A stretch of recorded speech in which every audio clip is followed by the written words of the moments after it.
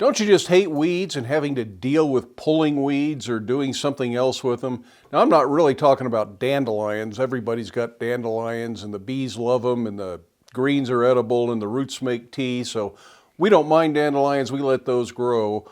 Around here, our problem weeds are mullens and thistles. And anywhere you've dug up the ground because you've been doing some other kind of work, they really come in and they are hard to get rid of. I've tried spraying them, but that really doesn't do much good. They seem like they always come back. You either got to pull them or at least cut them off at the ground once or twice in a year, and then they tend not to come back. For years, I've been using this old ice axe for doing that. Now, this is not a very good ice axe. It was a cheap ice axe back in the day. It's never been anything I actually climbed with. I'm not sure why I bought it. I think it was just a spare to loan out or something. But it's not a bad thing for chopping weeds. It's got a little adze head on here, a long handle so you don't have to get down on the ground and kneel. But the pick end doesn't do you any favors, and the handle isn't quite as long as I'd like it to be because you have to bend over and stoop a little bit. You don't have to kneel, but it's not a very natural position to work in. So I'd like something with a much longer handle. And I'd like this other end to have some functionality to it, other than just being something to accidentally poke yourself in the head with. And what I thought is something more like a Pulaski. And Pulaski, of course, has an axe head on one side and an adze head on the other, or a grub hoe, I think might be a more accurate term for the Pulaski. And that is ideal for cutting the weeds. And if you have things that are a little tougher and you need to chop a little bit more, you've got the axe head. But this is way heavier than I want to carry out for just a nice leisurely stroll around the property while I persecute a few weeds. So I thought I'd try and make one that's more the weight and size of the ice axe, with the style of the Pulaski, and then put a much longer handle on it. Years ago, I made this ice axe head. I've never done anything with it. It's not hardened and tempered. Maybe someday I'll finish it. I don't even remember what I made it out of. It's probably 4140, but I don't know for sure. And this kind of inspires what I'm going to do today. I think that using this as a starting point isn't a bad idea. I don't remember exactly how I laid it out and how I made that. But I don't think I started with real massive material. So today I'm going to start with a piece of 5160 because it's what I have on hand. And this is 3/8 by 3-inch 5160, so that makes that about 10 millimeters by 75 millimeters roughly. And I'm going to rough out a shape that I think I can draw out into a head very similar to this. And I think this will be a pretty quick and simple way to go. Now, I have some concerns about the way the handle is going to fit this. If it doesn't go well, I'll change that and maybe I'll make another one in the future. But for this tool, I think I am going to lay out thirds on this. So I'm going to go 1.5 inches, 3 inches, and 4.5. And I'm going to cut this off at the 4.5 mark. And I'm going to leave about 1 inch here and about 1 inch here. Hopefully this will all make some sense before we're done. This piece will become the tang for the handle.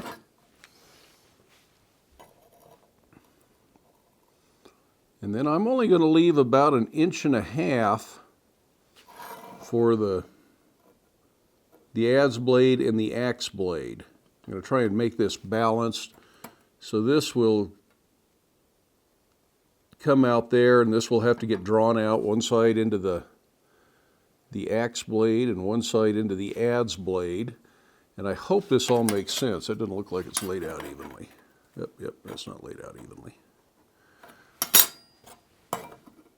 Trying to read the ruler upside down. Okay, we're going to do that. So I'm going to drill this, just because I can do this while it's all still annealed in this state, and if once I heat it, then I'd have to do things differently. So I'm going to drill that. I'm going to bandsaw this shape out, and that's going to give me my rough out for doing this.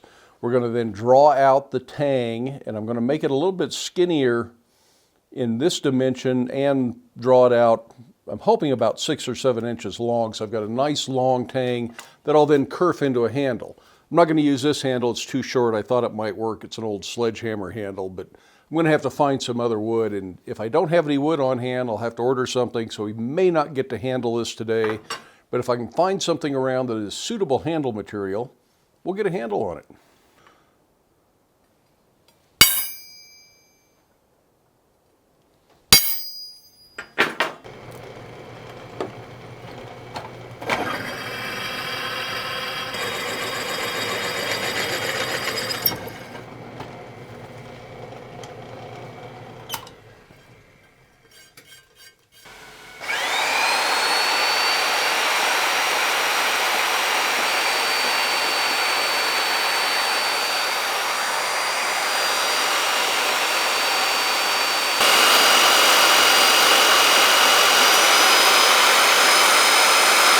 So we have a blank cut out, and this will be our starting point, and I think there's enough material to forge this. Remember, I'm going for a relatively light tool, similar in weight to that ice axe.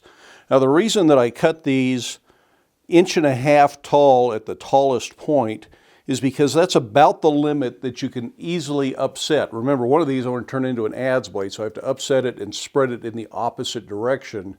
And anything taller than about 4 times the thickness of the material is going to be a lot harder to keep clean. It's going to really want to mushroom over, create cold shuts, and this should be manageable. I should be able to get this done without too much trouble.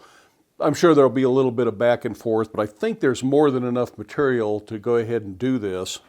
So just feeling the weight between this roughed out ice axe head that I've done previously and this one weighs a little bit more, so I think we have plenty of material here to get a similar size adze blade and then a matching axe head on the other side. So I think we're going to be okay with that. We're going to go ahead and get this hot and think about how we're going to proceed and what order I'm going to do these 3 different parts in, and we'll get to work. I think I want to start with the adze blade here. That just gets that out of my way.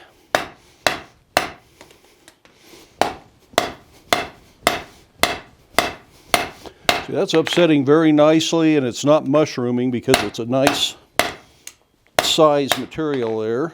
I'm going to go ahead and start spreading it.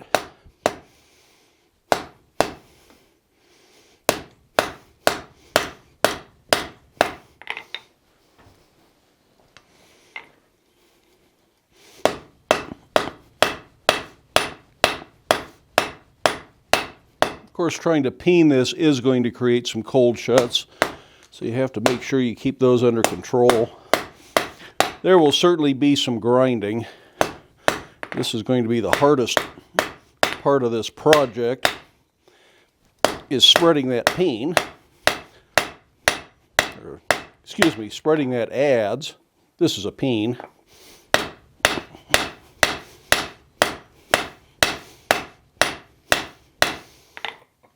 I may not have enough material for it. It's not spreading as smoothly as I would like.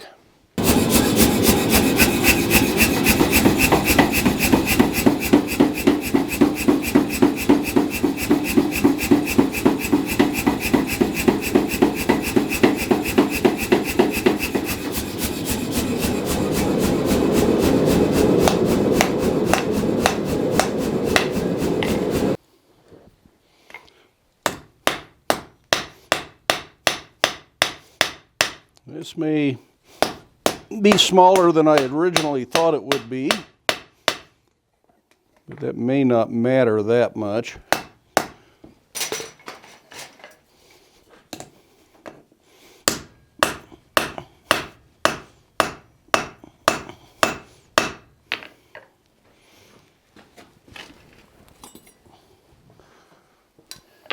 Now my ice axe is 3 inches long. That's pretty close, and 2 inches wide. And that's close. It's not quite going to be that wide. It's about as thin as I want it. Got a little cold shut on the side I'm going to have to grind out. But I think I'm going to leave that there. I'm going to straighten it back out a little bit just to be able to get in here some more. So in the long run, we may end up with a slightly smaller tool here, but it'll be a good test of the theory. And who knows, I may like it just fine. But either leaving a little bit more material to upset there or starting with a piece that's 1/2 inch thick might have been a better way to go. But I think we can make that work. And if it's properly hardened and tempered, it should hold up. Now, at some point, I need to thin this out. That's wider than I want. I wanted to leave material so I can draw it out further. But this is going to be in my way, and that I want to spread this way. So I think the next thing I'm going to do is put a little twist in this so I can get it out of my way and then draw this out as our next step.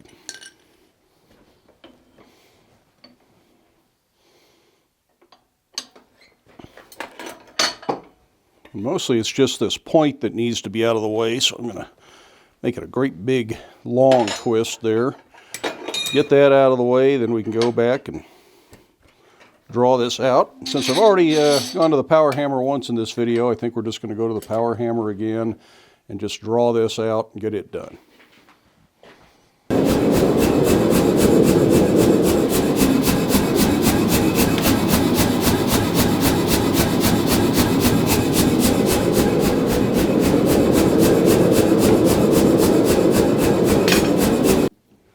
Okay, so I should have done that before drawing out the adze blade, but we can still deal with it.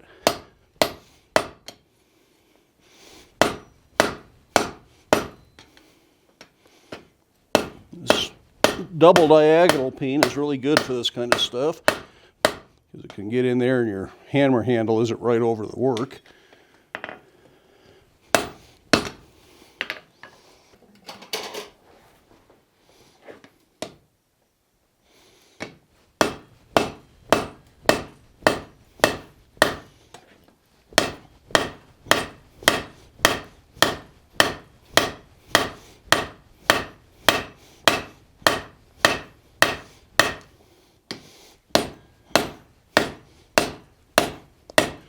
I want to taper this out so it's about an 1/8 inch at the far end. I'm hoping to get about a 6-inch tang here.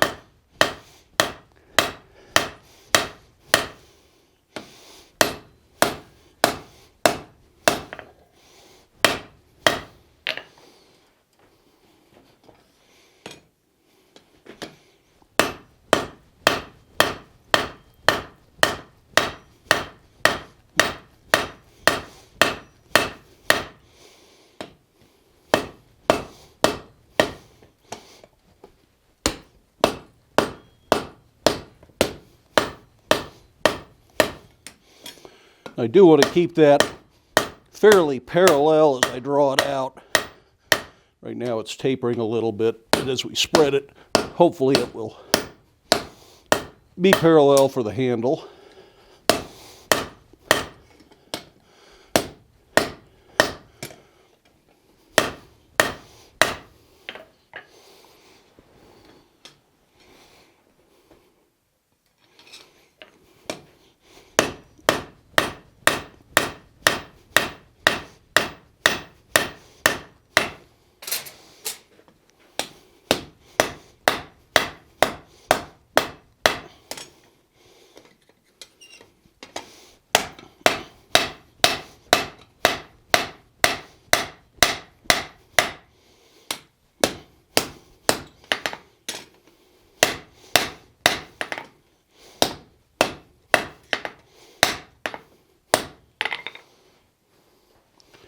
Well, where are we at there? This will get a little grinding, so I'm going to measure from up in there a little bit. We're at a little over 4 inches. So I'd like to get just a little bit more out of that if I can. I may not though, that may be about the limit of it. I think I'll try and widen it out just a little bit.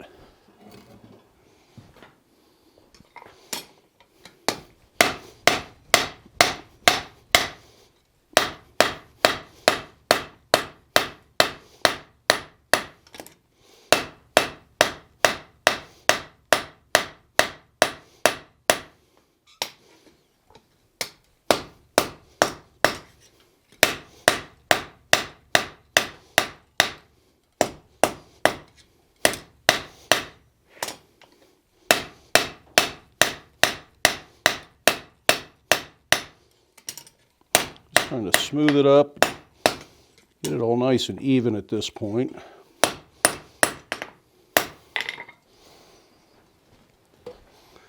So if you want to use a power hammer, don't draw that adze out first.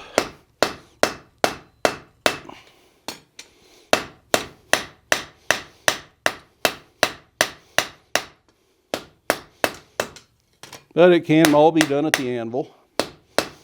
I do know how to do that.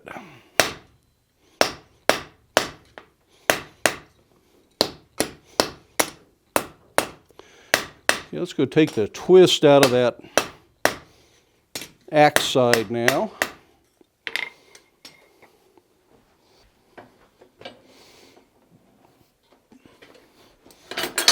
And now we just undo what we did before. Simple enough.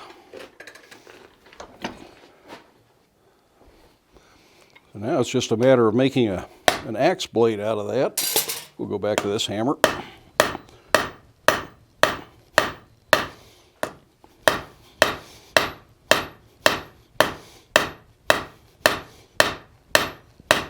It's going to be a cute little thing one way or the other.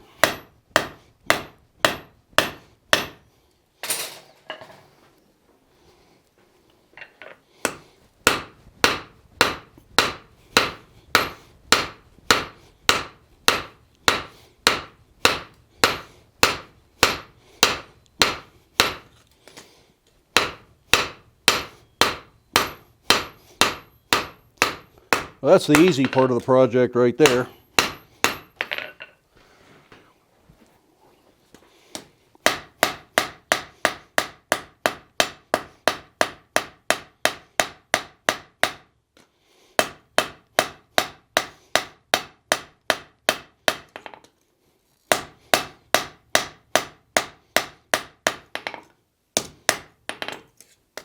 I'm pretty happy with that. Let's go put a touch mark on it, and then I'll straighten out and try and refine that adze end a little bit better.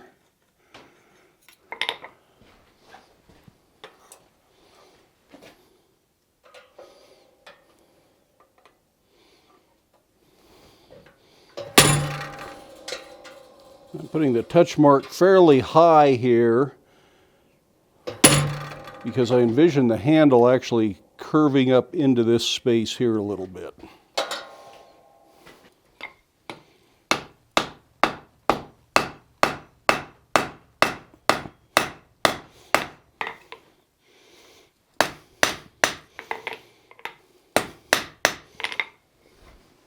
I know I like the angle of the ice axe, so I'm going to kind of match that a little bit there.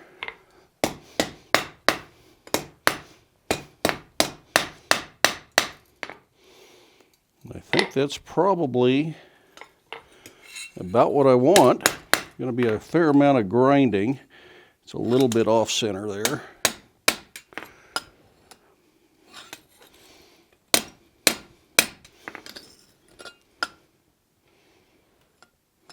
I need to take that little bit of twist out of the adze blade.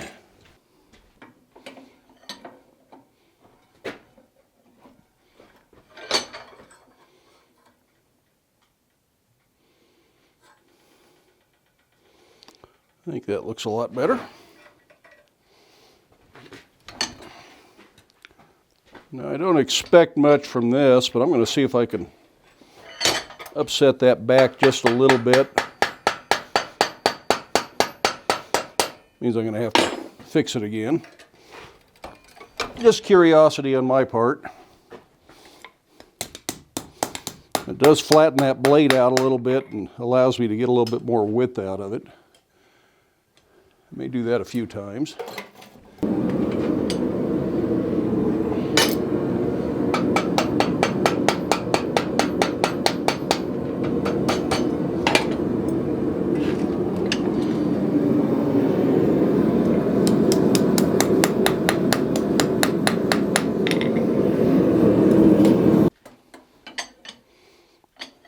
That just kind of crisps up the corners of this a little bit. I think that'll be a bit of an improvement.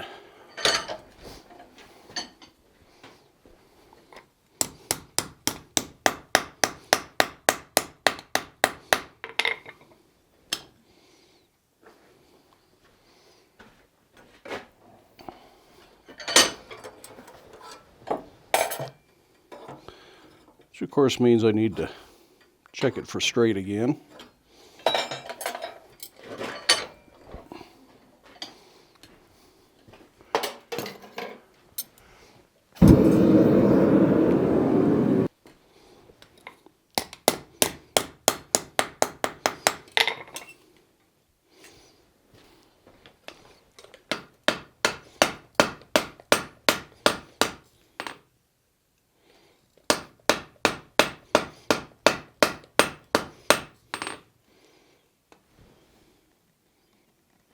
Okay, at this point, I'm just going to let that air cool so we can grind it and see what we ended up with here.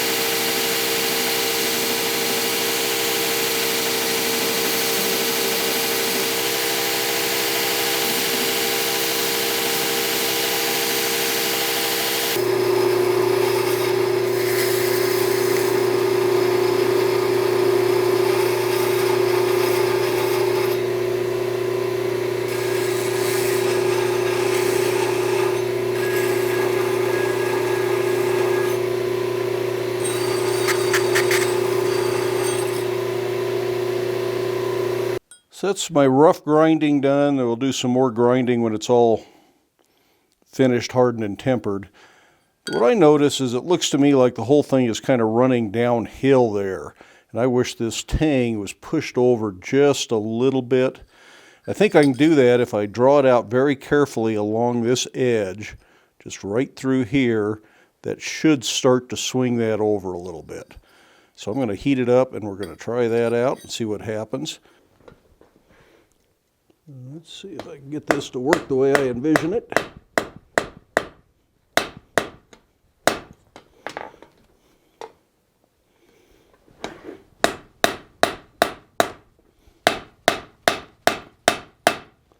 Forging stuff down one side like this will always throw you off if you don't want it to move.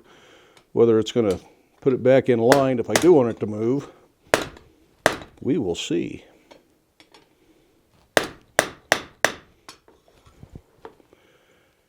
I think that's better. I might go one more round of it though.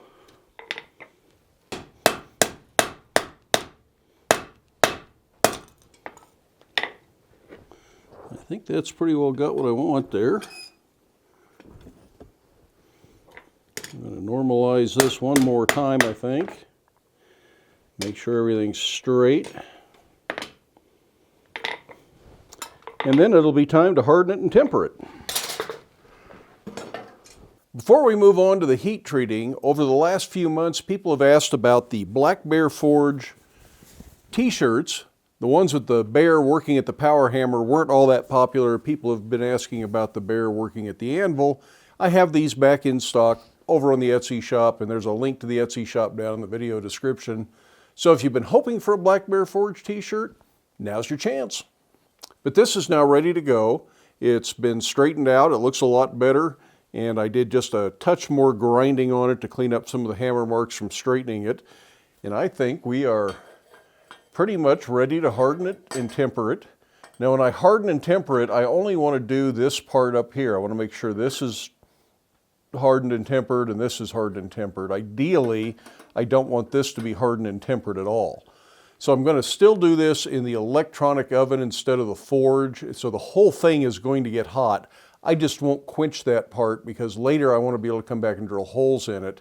And I may even come back and lightly heat that with a torch and bring it up to a real dull red just to make sure that it is not hard, as long as that doesn't bring some sort of tempering into these that I don't want. So this will probably not get completely done today. We'll see, putting it in the electronic oven, we'll harden it, we'll then put it in the toaster oven to temper, but after that, it'll probably be tomorrow before I worry about this, and I'll start working on the handle this afternoon. Now for hardening, this is new 5160. I know exactly what it is. It's easy to find the information. So I'm going to look this up on the app on my cell phone. That's the Heat Treater's Guide Companion. People ask about that a lot. And it has the option to search. I will just put in 5160. And it will give me some options there. And pick that. And come down to heat treating. The thing that I want to know the most is going to be what temperature to harden and temper it at. So hardening, it says 1525 degrees. Quench in oil or polymer. That's the key information. That's what I want to know to set up the program on the heat treat oven. This is really a handy app. The only thing it doesn't really have is much on tempering. For tempering, all it says is, after quenching, reheat to the temperature required to provide the desired hardness. So there's not a tempering guide to say if you want 58 Rockwell, this is what you temper it to. I'll probably temper it at about 450, check it with a file. I don't want this too hard. The last thing I want is for it to be brittle. But I do want it to hold up because it's going to be in contact with the dirt quite a bit digging weeds. So I'm going to enter a soak time of soak temperature of 1200 degrees and hold that for 20 minutes. And we'll bring it up to 1525 and hold that for 20 minutes. And that's really all that matters. But by doing this in a slow and controlled manner, I get a much better hardening and tempering out of this. And since this tool ended up a little bit more delicate than I originally envisioned it, I think that's going to be important. If it doesn't hold up, it's no big deal. I know a guy that can make another one. It's getting very close. Now I'm going to let that soak for a while there. I set it to 20 minutes just to give me time to make sure I don't forget about it. But it'll go back and forth here now for a little while. Let it soak for maybe 5 minutes and then we'll be ready to quench it.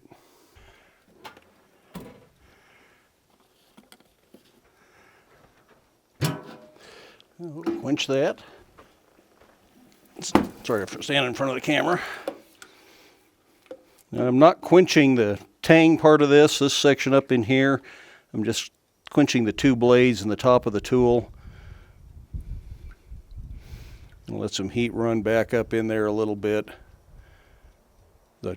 Hoping to be able to drill that. And if you don't quench it, it shouldn't be that hard.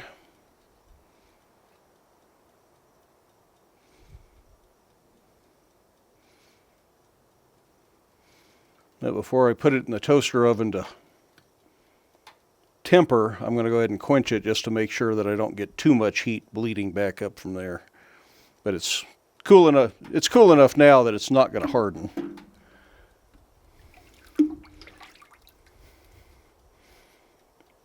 So into the toaster oven for an hour.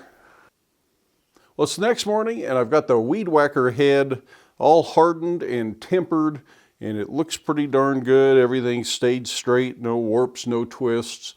So it's time to do the final grinding and kind of clean it up because there's a bunch of oily scale from the hardening and tempering process.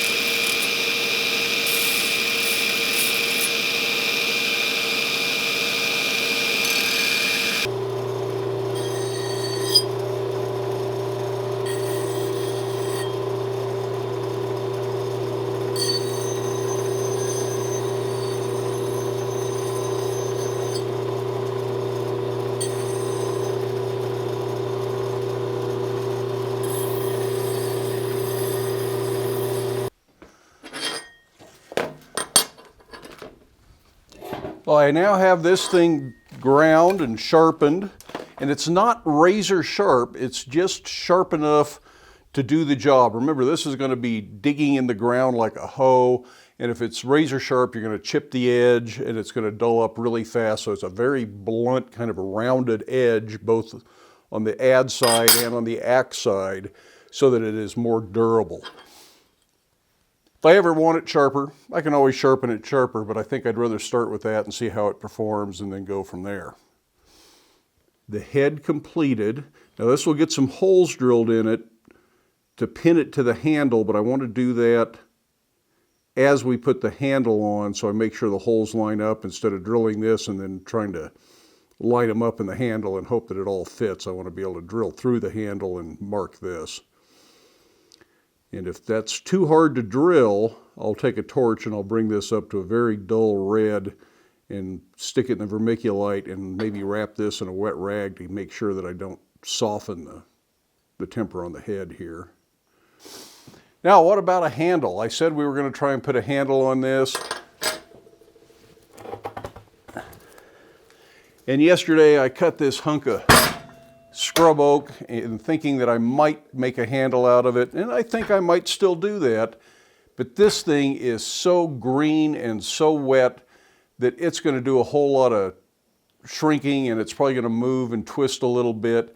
So I don't want to work down to a finished handle size at the moment.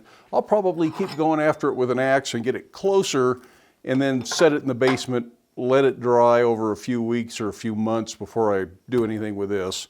So that isn't what we're going to use for a handle for this. Now, like I say, I've got this old sledgehammer handle, but it's about a foot shorter than I think I might want this, so it's kind of a waste of my time to put that on there. So I think we aren't going to see a handle on this as part of today's video. I'd really hoped to get that done, but I don't have anything on hand. And finding a nice piece of hickory is really hard in our area. Hickory just doesn't grow around here. Ash doesn't grow around here. And if we had it in the yard, it'd be as green as this piece of oak is, so that's really not going to do much good. So what I did is I ordered a 4-foot long shovel handle from McMaster Carr, and it'll be here tomorrow morning. Matter of fact, while you're watching this video, it might already be here. So I think we'll look at putting a handle on this as a separate video. It'll be a short video because the shovel handle should be really fast and simple to adapt to this. Then we'll try it out. I think it's going to be too long. Then I can cut it off incrementally until I get down to the spot that I like just right. Do a little bit of shaping on the handle. And we should have the tool that I was hoping to make. Now, I would love to go try this out. Maybe I'll go try it out as a little handheld tool, but it just won't have the swing that it would with a longer handle on it. But hopefully you're somewhat intrigued by the idea. I think this is going to be a really useful tool. I really like the shape I got. I like the size. I like the weight. I think it's just what I was going for. How much use the axe head will get, we'll see. If it doesn't get much use, I might make another one with 2 adzes and maybe make the other side different shape or make a V-cut in it or something and just try different things out. But again, we'll see where it takes us. The last gardening tool we made, the little digger, I thought I was going to make changes to, but we love it just the way it is. Janet says she didn't know how she ever lived without it. So hopefully that's the way this tool will come out. But I do hope you enjoyed the video. If you did, be sure to give it a thumbs up. If you haven't done so already, I would love it if you hit that subscribe button down there. Feel free to stick around, watch a few of the other videos, share the videos with your friends. If you'd like to provide financial support for the videos here at Black Bear Forge, there are links in the video description for both PayPal and Patreon. Those are merely donations. The content is free. In the meantime, I hope you have time in your day to get out to your shop, make something, but stay safe, wear your safety glasses, and we'll see you for the next one.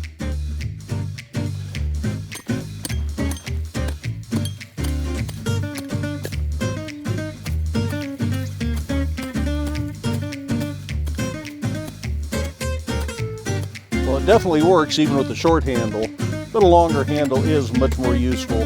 You don't have to bend over quite so much. Anyways, have fun.